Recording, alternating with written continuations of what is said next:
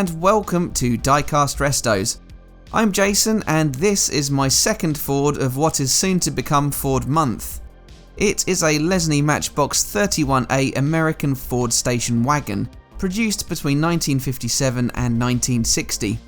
All of these models came in yellow and had grey metal or later grey plastic wheels.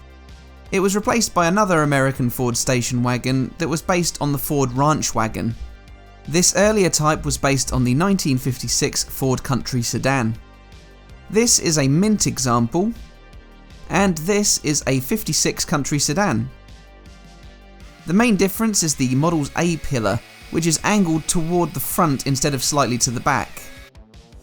Despite this, the model was popular. It had been introduced after Lesney had noticed an increase in sales in the US. To encourage further sales, Lesney added this as their first foreign car to the Matchbox range. It had a simple construction, made up of the yellow body and black painted base, which slotted in at the rear via a tab and had a rivet at the front. The original metal wheels were secured with crimped axle ends, and this continued into the plastic wheeled run. Only a small selection featured rounded axle ends late on. Lesney added some beautiful detailing to this well-cast example, including a fully chromed front bumper and grille, headlights, hood ornament, rear bumper, as well as red trim to the taillights. Against the yellow, this trim looked stunning. There were no casting variations to the model's exterior during its 3-year run in the Matchbox range, although there were some minor internal modifications.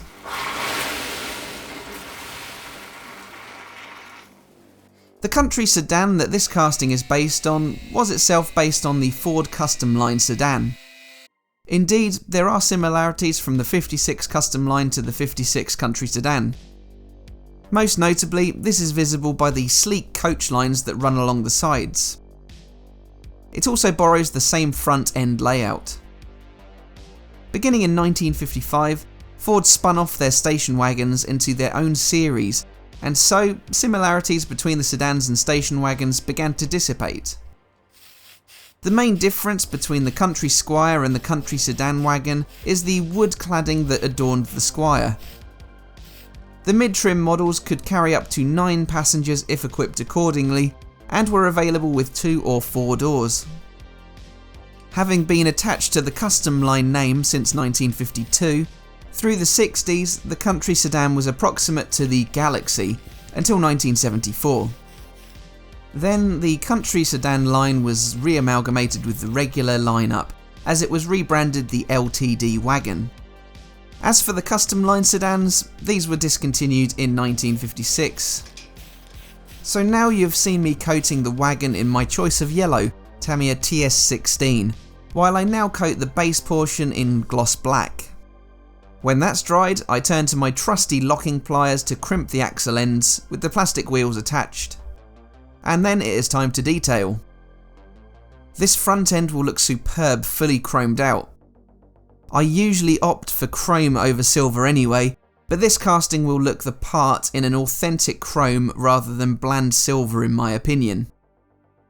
The chunky 2mm Molotow pen fills in all the slots in the grille, while it also does the bumpers and forms the base for the taillights. If I get another of these, I think I'll make it a custom project. I'd certainly chrome those coach lines, perhaps even giving it a 2-tone paint job. With the hood emblem highlighted, I finish detailing with red for the rear lights. Then it's a simple case of putting it back together.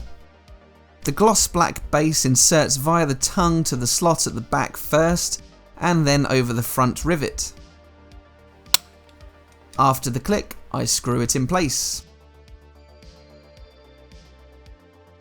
This is how my 31A American Ford Station Wagon looked originally. It was in a well played with state. It had plenty of scratches and the rooftop had blistered a little, though it's hard to see. You could certainly feel that rough texture though. The headlight detailing had disappeared, while the bumpers had lost their paint after serving their purpose, I assume. Oddly, the red of the taillights was still quite clear however. And now this is my fresh Ford in a coat of bright Tamiya yellow, and with that gorgeous chrome detailing totally setting that front end off. The hood ornament highlights really help set it apart. I've crimped the axles again and touched the ends with some Molotow. Further Molotow was used in the rear bumper and as a base for those beaming round tail lamps. It's clear that these round axle ends got a hit of chrome treatment too, but it's a 50s American car, what else do you expect? Simple yet effective, I love this resto. If you did too, make sure you subscribe for more and leave me a like and a comment. Do check out and help support on my Patreon if you can, and thanks to my patrons. Your continued support means so much to me. You can also find previews of my next builds on there. But all that leaves me to say is thank you very much for watching, and I will see you again for the next one. Bye for now.